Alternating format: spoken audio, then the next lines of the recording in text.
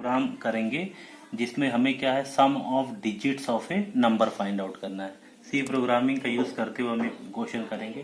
तो किस तरीके से करेंगे देखिए, मान लीजिए जो नंबर है कोई भी नंबर वो हो सकता है और उसकी डिजिट्स का सम फाइंड आउट करना। तो अभी हमने ये कंसीडर किया कि वो नंबर मान लीजिए क्या है 123 और हम क्या करेंगे भाई नंबर को कहीं तो स्टोर करेंगे, इसलिए मान लीजिए हमने एक वेरिएबल n लिया है उसमें क्या है 123 को स्टोर कर दिया। ठीक, अब हमें सम ऑफ डिजिट्स फाइंड आउट करना है।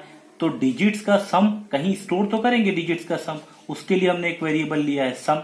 अब उसकी इनिशियल वैल्यू हम क्या ले लेंगे, इनिशियली क्या ले लेंगे 0 ले लेंगे। क्यों? क्योंकि जब हम डिजिट्स बाय डिजिट्स हम ऐड करेंगे, क्या करेंगे पहले हम एक डिजिट लेंगे और उसे सम में ऐड कर देंगे। तो इनिशियली आप सम की वैल्यू 0 लेंगे, तभी आपका क्या हो जाएगा डिजिट्स बाय डिजिट्स सारी डिजिट्स का सम हो जाएगा। और एलडी क्या है एक वेरिएबल लेंगे जिससे हम क्या लास्ट डिजिट फाइंड आउट करेंगे।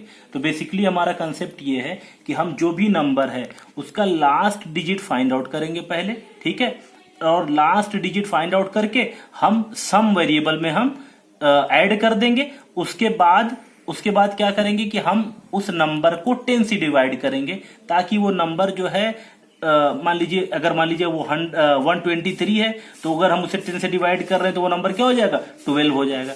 जैसे तो इसलिए क्या है, अब हम जैसे मान लीजिए कि आपका नंबर यहाँ पे हमने 123 लिया, मान लीजिए आपका 1000 हुआ, मान लीजिए 5 डिजिट का नंबर कुछ हो गया। तो इस तरीके से क्या है जितने डिजिट का नंबर होगा उतने ही क्या होंगे डिजिट्स आपकी ज्यादा होंगी। तो आपको हर बार अलग अलग क्या होता है 5 टाइम्स आपको एक लूप चलाना होगा। तो इसलिए हमने क्या लूप का यूज करेंगे इस प्रोग्राम में। हम लूप हमने लिया व्हाइल n ग्रेटर देन 0, ठीक है, और उसमें फर्स्ट स्टेटमेंट हमारा क्या है LD last digit find out करेंगे 1n मॉडुलो 10। अब हम क्या करें रिमाइंडर कि उस नंबर को हम 10 से डिवाइड करें, जो भी रिमाइंडर आएगा उसे हम एलडी में स्टोर कर लेंगे लास्ट डिजिट में। उसके बाद क्या करेंगे सम वेरिएबल में हम क्या करेंगे एलडी को हमने जोड़ दिया, ठीक है, ऐड कर दिया। उसके बाद हम क्या करेंगे जो नंबर आपका है उसको आप 10 से डिवाइड करें, ताकि अगर आपका मान लीजिए 5 डिजिट का नंबर हो तो उसे जब 10 से डिवाइड करें तो वो नंबर क्या हो जाए 4 डिजिट का हो जाए। फिर 4 डिजिट में जो लास्ट डिजिट है उसको फाइंड आउट करेंगे। इस तरीके से जो है हम पूरा कंप्लीट प्रोग्राम सॉल्व करेंगे। तो अब देखते हैं किस तरीके से हम प्रोग्रामिंग में जो है किस तरीके से कर रहे हैं। ठीक है, सबसे पहले हमने जो है लाइब्रेरीज इंक्लूड किया, hash include standard input output. यहाँ पे आपकी जो आपके प्रिंटफ और स्कैनफ फंक्शन, ये सारे फंक्शंस आपके इस लाइब्रेरी में डिफाइन होते हैं।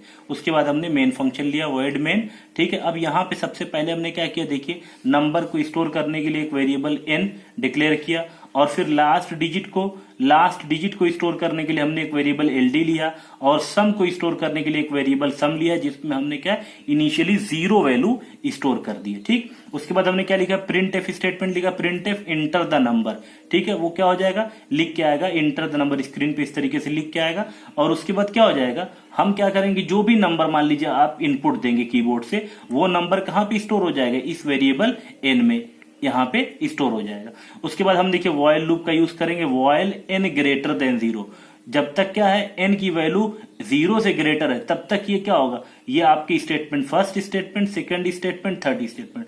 तो ये पहली स्टेटमेंट ये एग्जीक्यूट होगा, फिर ये और फिर उसके बाद आप कंडीशन चेक करेंगे। जब तक कि आपकी n की वैल्यू 0 नहीं होगी, जब तक n की वैल्यू ग्रेटर देन 0 होगी तब तक ये सारे स्टेटमेंट्स आपके उतने टाइम्स आपके एग्जीक्यूट होंगे और फाइनली क्या हो जाएगा। तो अब देखिए क्या होगा, मान लीजिए नंबर आपने कोई भी नंबर लिया, जैसे मान लीजिए फॉर एग्जांपल n की वैल्यू आपने क्या लिया 120, यहाँ पे n की वैल्यू आपने ले लिया, n यहाँ पे वैल्यू ले रहा है तो n की वैल्यू आपने 123 दे दिया, ठीक है। तो अब कंडीशन चेक होगी while 123 greater than 0, yes condition आपकी ट्रू होगी।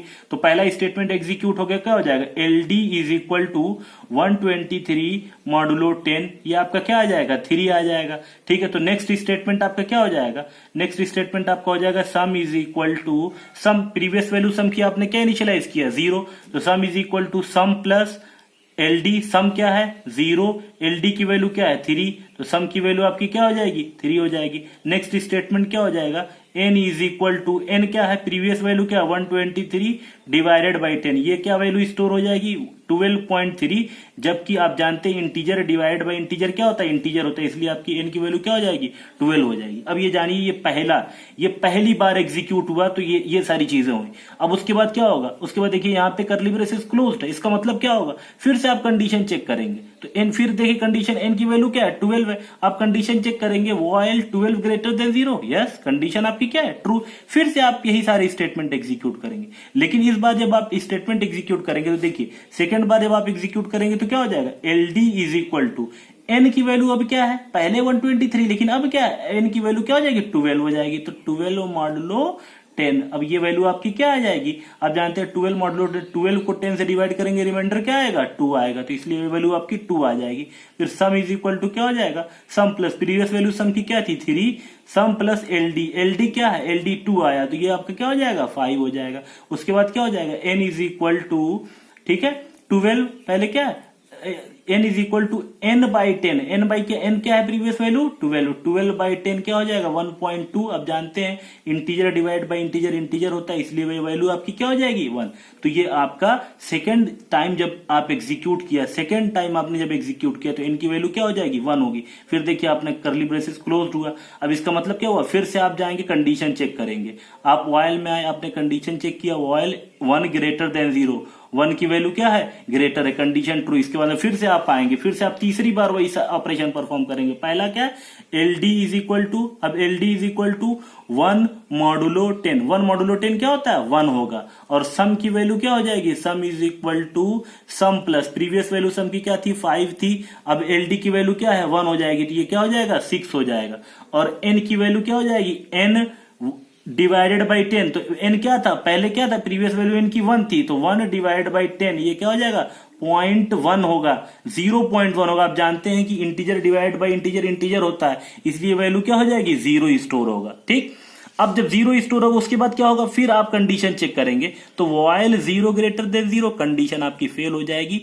आप इस पूरे कंप्लीट व्हाइल लूप से क्या हो जाएंगे बाहर आ जाएंगे, आप यहां पे आएंगे। नेक्स्ट स्टेटमेंट क्या है, print sum of digits of entered number is equal to क्या परसेंट डी। अब सम में क्या स्टोर है, देखिए आपने लास्ट में जब सम की जो वैल्यू थी वो क्या है, सम की वैल्यू 6 है, तो वही वैल्यू प्रिंट हो जाएगी। आपका क्या वैल्यू प्रिंट हो जाएगी, आपका sum of digits of entered number आपका क्या हो जाएगा 6 आ जाएगा। किस केस में, जब आपने नंबर क्या लिया 1 2 3 लिया।